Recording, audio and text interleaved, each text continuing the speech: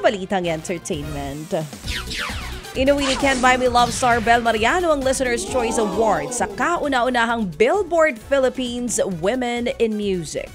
Ang kwento ni Bel, bata pa lang siya nang magsimula ang hilig niya sa pag-awit dahil sa kanyang lolo na kasama niyang nagkakaraoke.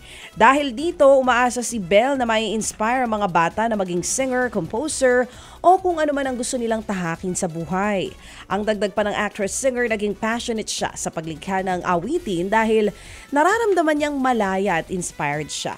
Nitong Enero lang nang ilabas ni Bel ang album niyang End Solemn. Eto naman, pinatulan ng aktres na si Kim Molina ang isang basher na nagsabing mukhang kargador ang boyfriend niyang si Gerald Napoles. Pinost ni Kim ang sagot niya sa basher na tinawag niyang bastos. Ayon kay Kim, totoong naging kargador ng mga tela sa Divisoria si Gerald bago pa siya pumasok sa teatro at pag-aartista. Pero giit niya, isang marangal na trabaho ito at proud siya sa lahat ng pinagdaanan ni Je. Wala raw mali sa pagiging kargador ni Gerald. Hindi na raw pinalampas ni Kim ang ganitong komento dahil tulad ng ibang trabaho, may malaking tungkulin din ng mga kargador sa araw-araw na buhay ng mga tao. Ngayon, isa ng host sa sitcom game show na Barangay 5 Panalo sa TV5 si Gerald. Ano naman kung kargador? Oo, walang masama doon. Babasyo mga kargador. Ang ibasyo yung mga magnanakaw sa kaba ng bayan. Mga korap. Yan ang ibasyo. Yan ang huwag niyong tigilan. Yan ang umuubos sa pasensya ko. Wow, naku. ano daw? Easy. Eto na. Oy, pero Totoo yan nga, yun. magsisimula na yan ngayong araw na ito. Barangay 5 Panalo, mga kapatid, suportahan po natin Yes. Gerald Napoles and other cast. Mamaya po yan bago Frontline Pilipinas. Yes, bago kayo. mag-Frontline Pilipinas. Oh, yes. Eto na. Nagsimula. Hindi, today. Nagsimula na last week. Last week. Ay, last week pala, sorry. Ang naisip ko kasi yung bagong show. Yung last time. Lumuhod ka sa lupa, ang ngayon pala. Ang ngayon. Kaya talaga Okay. nalito lang si Tito Chacha. O ito mga kapatid, naghahanda na ang Blooms para sa nalalapit na unang solo concert ng P-pop girl group na Benny. Uy, nagkakahalaga ng 747 pesos hanggang 5,336 pesos ang kada isang ticket.